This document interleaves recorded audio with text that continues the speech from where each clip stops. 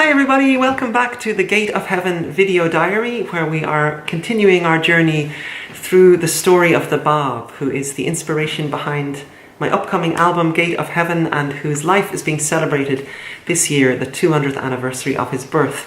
So once again, happy Nowruz to everybody. I hope you had a really wonderful Nowruz celebration if you were having celebrations. I hope that the new year is off to a good start for you. We're now in the month of Splendor from the Bab's calendar. If you want to know more about the Bab's calendar, I spoke a little bit about that in a previous video, way back at the beginning of the Facebook event. So check it out, and there's a few thoughts on the Bab's calendar there. So for these few videos now, we're looking at a few anecdotes about the Bab's life. We're kind of putting a more personal lens on the Bab as a person. We looked in the last video at the story of the Bab as a little boy in school, and in this video I wanted to share with you two short anecdotes from the Dawnbreakers about the Bab as a merchant and as a businessman. And I think that there's some really valuable things we can learn from how the Bab practiced his business as a merchant.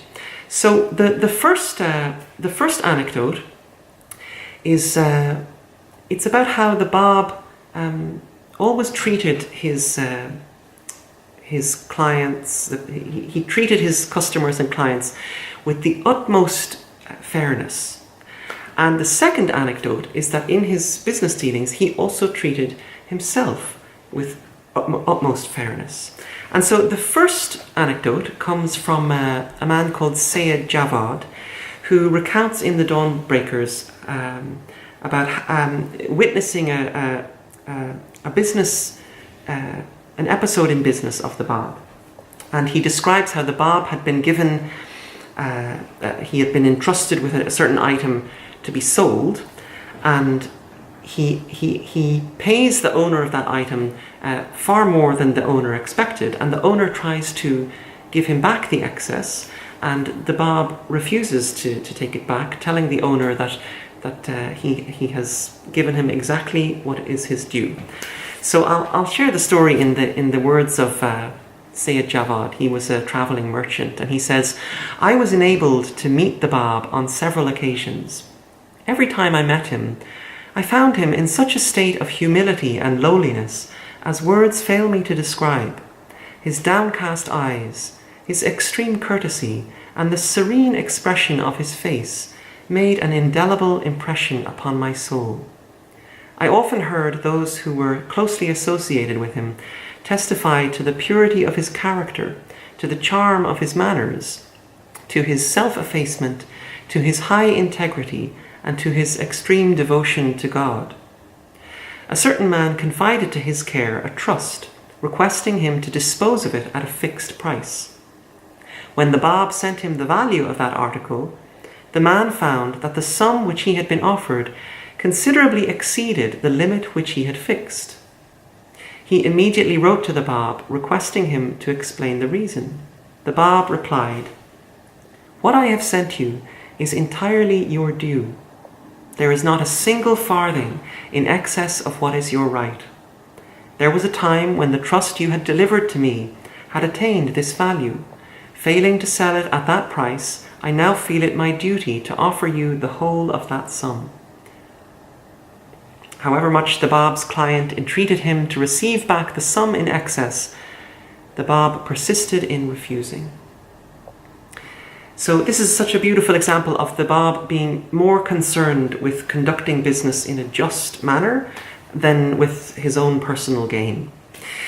So the second anecdote I wanted to share with you in relation to the Bab's career and his practice as a merchant is about how he treated himself with the utmost fairness. So this anecdote comes actually from a little bit later in the Dawnbreakers, at a time when the Bab has been imprisoned in a prison fortress far from his home. And while he's in his prison cell, there is an attendant who goes to the local town on errands to pick up food and messages for the Bab. And there's one instance where the Bab has requested that some honey be bought for him, and he's given this attendant some money to go and purchase the honey in the town and bring it back to him.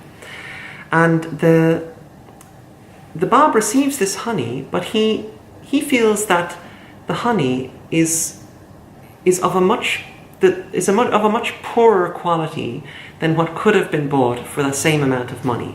And he feels that there is a disproportion between the quality of the honey and the amount he's paid for it. And he says that honey of a superior quality could no doubt have been purchased at a lower price.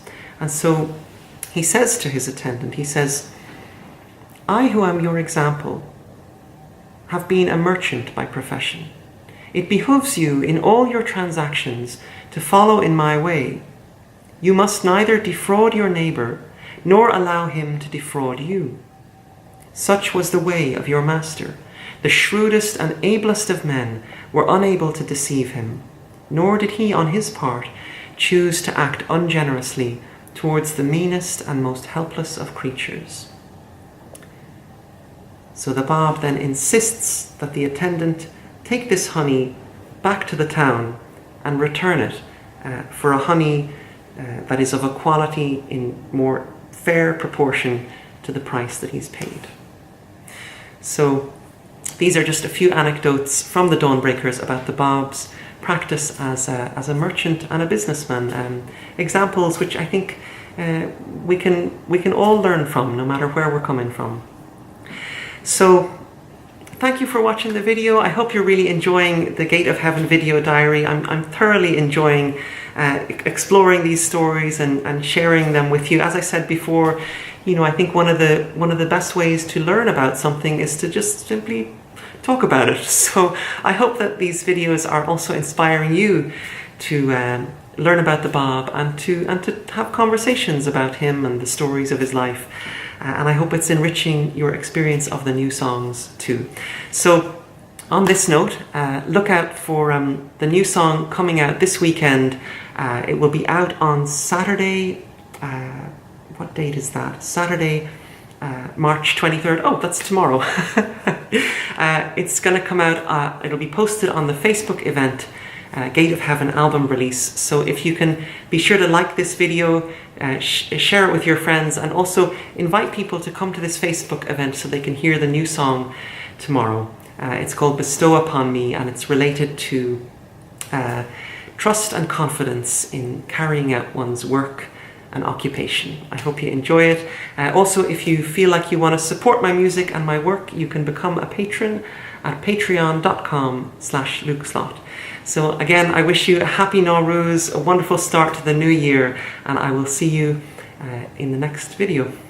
Thanks for watching. Bye.